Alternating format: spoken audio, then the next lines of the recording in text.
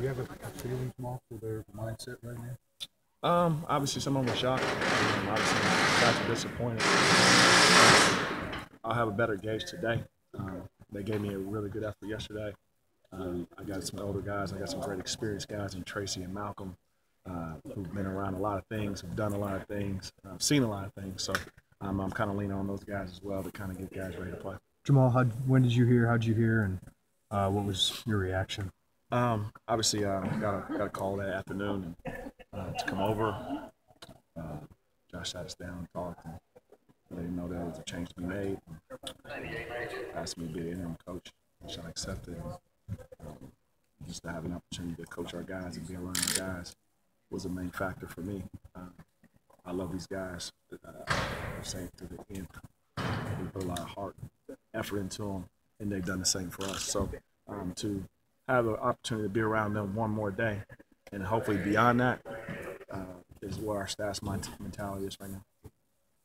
And Darren's going to be an assistant now? Yeah, obviously we can add another assistant. We bumped Darren Hurts to that role.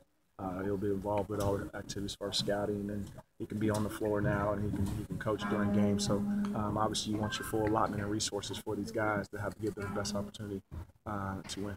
How was Malcolm's health? Malcolm's fine. Obviously he had the sleeve on the knee, and it went off, it went on. He's fine. I mean, he practiced yesterday. He gave a good effort yesterday. I think we're pretty healthy considering this time of year. Obviously, this time of year you have a bunch of nicks and knacks, and Paul Schmidt, our trainer, does a good job of taking care of that. Well, I know you said it's not about you, but from a personal standpoint, what do you hope to show given the opportunity? Again, it's not about me. I just want to show this team has a lot to give. I think they take a lot of pride in wearing that uniform. You got a lot of guys in there who are very, very prideful people, and wearing that uniform for the University of Illinois. Some of them come from the University of Illinois. Some of them dream of wearing that uniform for a long time, and in their last game could be the last time they put it on. So I just want to show, and those guys want to show more importantly, that how much that means to them. Did you guys watch the selection show together yesterday? No, we did not. What have you learned about Valpo? Obviously a good team. I mean, obviously Alex Peters out makes him a totally unique team. Shine Hammock, really good player. We've been watching a lot of film in the last 24, 48 hours. I think the kid Walker is an exceptional player going with his right hand. He's really, really aggressive. They got some guys who actually played in here already. I mean, you talking about some guys who not only played in here already, but are from the state of Illinois. I think that's going to be a real excitement level for them to come here and play. And then we'll see where it goes from there. I'm still learning about them daily, and we're trying to show our team as quickly as possible. Are people going to see what will people see from a Jamall Walker coach basketball team? Will it be any different, or much different, or a little different? No, it won't be. Obviously, I have 48 hours. I mean, my job is to basically get them to the court and show, get them mentally ready to go. I mean, it's the NIT, guys. I mean, you guys have been around for a long time. I mean, it's who's prepared and ready to play, who's excited to play, who wants to play more than anything else. So that's my mindset going in. That's been our staff's mindset. And we're going to continue to do that. But as far as my team, it's not really my team. I'll be honest. It's not really. It wasn't John Gross' team. This is Tracy Abrams' team. This is Malcolm Hill's team. This is Maverick Morgan's team. They're going to determine what they want to show. I've told them that. What do you want to show? We've been talking about legacy around here. You still have an opportunity to show what I'm about. It's not about wins and losses. I know sometimes we get caught up in the end result. But it's about young men and showing your character. And that's what college is all about. We use basketball as a platform for that. And they have a great opportunity to show what kind of people and character they want to leave here. And I think they're going to do that. I do. Jamall, would you like to stick around here with whoever the next coach is, and have you talked with Josh about that? I mean, that's something that's been thought about, but it's probably, I'm going to be honest with you, it's kind of back in my mind. I mean, my mindset in the last 40 hours is how can we get the best prepared to play? How can we have a good mindset? How can we execute our stuff? How can we do a really good job of defending them? I mean, putting myself in front of those guys, sorry, I'm not going to. And I'll continue to do that to the end. And then from there, I mean, the future, God has a plan for me. God has a plan for each one of us, and I lean on that. It's simple as that.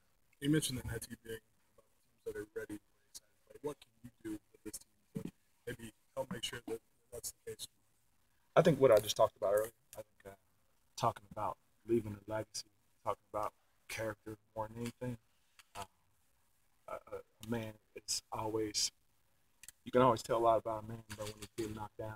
I mean, obviously this team's been knocked down, our staff's been knocked down, and I'll be honest, I feel like we've done a good job of dusting ourselves off and moving straight forward. We're like that puncher, just keep getting hit and knocked down, and he's like, man, just go down, man, and we refuse. And we're going to continue to until they run us up out of here as a group, and seniors play their last game, we're going to continue to show it. Jamall, from your vantage point, what was missing on Thursday in DC? I'll be honest. I told Coach, and if you look at the numbers against Michigan, they won it. I mean, they were the hottest team going into the tournament. Keep in mind, they lost to Minnesota in overtime. They lost to Northwestern in overtime on the road. They could have easily been rolling in with 8 games in a row. They were playing about as good as anybody. And I told Coach that we knew that going in, and that was a buzzsaw we ran up against. And obviously, the rest of the league found out about it too. You'll be amazed how a team can play if they got a rallying cry. Not only were they playing well, but they had a rallying cry. They had a belief in what they were doing. They had a belief in each other. And we just ran into a buzzsaw. And we just didn't play well on our end. So you combine not playing very well against a team that's playing really, really well at the time, and that's you get the result we got. You have the 9th grade recruiting class in the country. You're a big part of that. What vibes have you gotten from those guys since Saturday? Obviously, I mean, when you recruit a class like that, it's not about an individual. You're talking about people who are not only assistants. You're talking about people who do graphics, people who do mailers, people who talk to the parents. I mean, you're talking about administrative people, academic people. So their mindset is just, I'm just trying to keep them to still believe in Illinois, number one. I mean, let's not be anybody that's fake or we sold them on the University of Illinois and us, but University of Illinois still is the same. Still, like Coach said in his presser, is still a special place to me, regardless of what happens. Was there any hesitation when Josh approached you to take this over? Was it hard for you to do? A little bit. I'll be honest with you, just because I have such a level of respect for John. I mean, John gave me a tremendous opportunity 9 years prior. I was at Murray State. I've known John for a long time. I've known John probably all the staff. I've known John since 2001. So I've known him the longest. I mean, I worked for him at the time, but I've known him and I consider him a friend first, mentor. And it was very, very difficult, but at the same time, again, it's not about how I feel. It's about those guys. And if Josh was willing to say, hey, I think you can do it, and I thought about those guys, and I think they want to play. So my job at this point is to get them prepped to play and go from there. What's it like having John around him so long? Different past 2 days? It's different. I mean, he's the boss. It's like, how do you act when your boss went around? You know what I mean? Like, everybody's kind of had to fill in these different roles at a quick period of time. And, we've adjusted well. Again, I think the mindset of all our guys is a really easy one in the sense that it's just not about us as individuals. Let's try to get these guys ready to play. Let's get we have a tremendous opportunity to continue to play. These guys have a tremendous opportunity to play at least one more game together. We got to take advantage of that. I think that's a mindset. Who's got the Valpo scale? Dustin. Dustin. Yeah. Obviously, I've known Dustin. We've been together for longer, so I've been leaning on Dustin a lot. Dustin's still going to have a great role as far as he's been. I mean, everybody knows that Dustin has involved in substitutions and doing some stuff with our offense. That's not going to change. We're a team, so we're going to continue to do that. We're going to have the same roles, obviously. I just moved one step over to my left and get to have a little bit more say, but it's going to be a team effort on Tuesday. When's the last time you stood on the sideline as a head coach? Probably in like 2003. Yeah. But I mean, John, I can't express this enough. The reason why I love working for John, John's the kind of guy that gives you a lot of input, a lot to say.